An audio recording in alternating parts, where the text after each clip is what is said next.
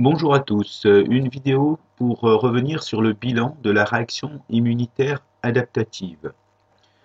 Les acteurs mis en cause dans cette réaction sont l'ensemble des lymphocytes préexistants, qu'on appelle aussi des lymphocytes naïfs, que ce soit les lymphocytes B ou les lymphocytes T, T4 ou T8. Ce qui caractérise ces lymphocytes, c'est leur récepteur membranaire spécifique. Les BCR pour B-cell receptor pour les lymphocytes B et les TCR pour T-cell receptor pour les lymphocytes T. C'est ce qui confère la spécificité aux lymphocytes et cette spécificité est acquise au cours de la maturation qui a lieu soit dans la moelle pour les lymphocytes B, soit dans le thymus pour les lymphocytes T. Nous aurons également à revenir sur le rôle essentiel des cellules dendritiques qui sont, on le rappelle, l'intermédiaire entre la réaction immunitaire innée, inflammatoire, et la réaction immunitaire adaptative. Nous allons commencer à nous intéresser par la réaction à médiation humorale, c'est-à-dire l'intervention des lymphocytes B et des anticorps. Un lymphocyte B va reconnaître directement l'antigène pour lequel il est spécifique, c'est-à-dire la partie du pathogène qui est reconnue par son BCR spécifique. Cette reconnaissance lymphocyte B antigène s'appelle la sélection clonale ou l'activation. Cela va provoquer chez ces lymphocytes B, donc chez ce clone de lymphocyte B préexistant, une multiplication par mitose qu'on appelle amplification clonale. On aura donc une grande quantité de lymphocytes B, tous identiques, issus de ce clone préexistant naïf. Une partie de ces lymphocytes B vont se différencier en plasmocytes sécréteurs d'anticorps circulants. Ces plasmocytes sont reconnaissables parce qu'ils sont beaucoup plus gros et ils ont du réticulum endoplasmique et toute la machinerie caractéristique de la synthèse protéique. Ils vont produire des très nombreux anticorps circulants, 5000 molécules par seconde, strictement identiques aux BCR membranaires des lymphocytes B. Mais ces anticorps circulants pourront donc agglutiner le pathogène à travers le complexe humain.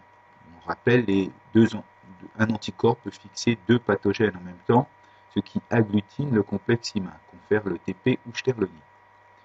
Une fois le complexe humain obtenu, il peut être phagocyté directement par un granulocyte ou un macrophage, c'est-à-dire un phagocyte, qui est donc une cellule de la réaction immunitaire innée, mais qui intervient ici dans la réaction immunitaire adaptative pour éliminer les complexes humains.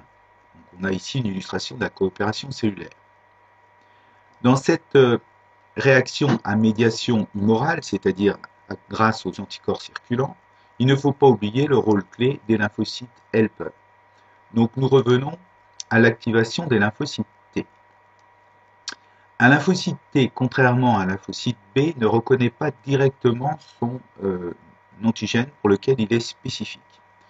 Il faut que celui-ci lui soit présenté par une CPA, une cellule présentatrice d'antigène.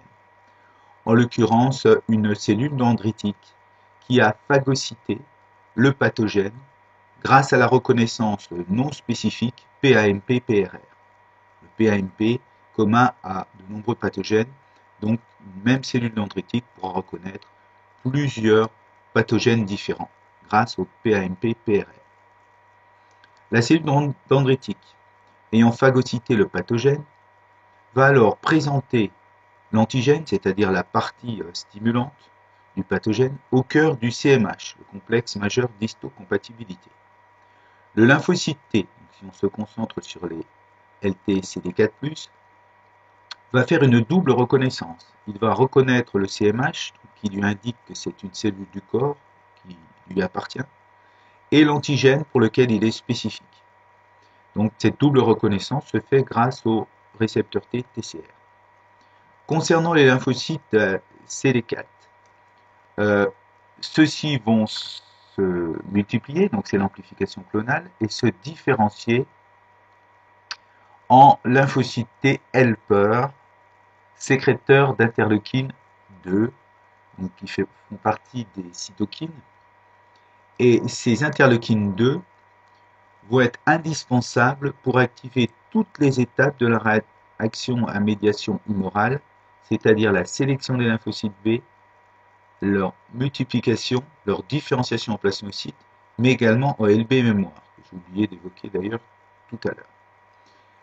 Donc l'ensemble de la réaction immunitaire à médiation humorale comporte le rôle des lymphocytes B, mais également le rôle des lymphocytes T CD4 et producteurs d'interleukines quand ils sont différenciés en helper. Voilà pour la réaction à médiation humorale. Si on se concentre maintenant sur la réaction à médiation cellulaire, c'est-à-dire faisant intervenir les lymphocytes T cytotoxiques qui viennent ici directement détruire la cellule infectée. On retrouve en point de départ la même voie d'activation, c'est-à-dire que le lymphocyte CD8 va être activé par une CPA, la cellule dendritique, présentant au cœur du CMH l'antigène. Donc le TCR reconnaît les deux, CMH cellule du soi et antigène pour lequel il est spécifique. Sélection clonale, donc activation. Multiplication, donc amplification clonale. Lymphocyte T8 mémoire.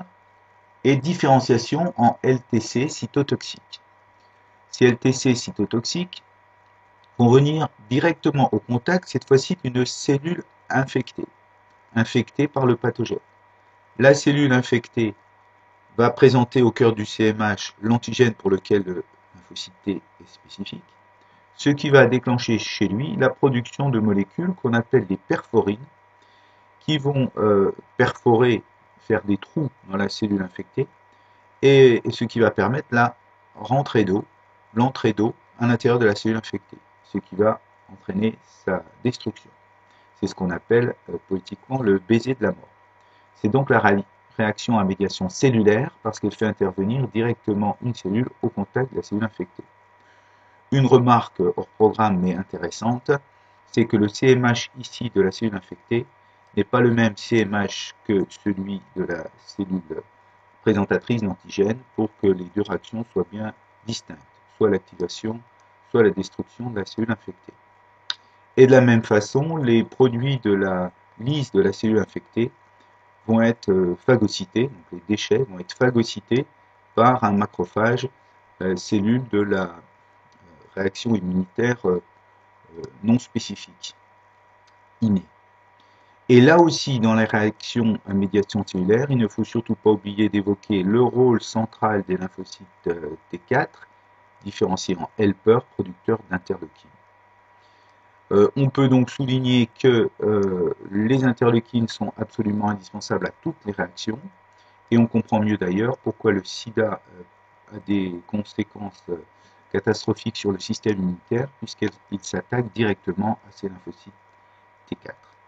Autre chose à souligner, on constate qu'il y a des lymphocytes mémoire à tous les niveaux, les LB, les LT4, les LT8, ce qui bien sûr correspond à l'immunisation ou à la vaccination, c'est-à-dire qu'avec des populations bien plus nombreuses, la réaction immunitaire sera beaucoup plus rapide. Voilà, en espérant que revenir sur ce bilan aura été utile. Merci de votre attention.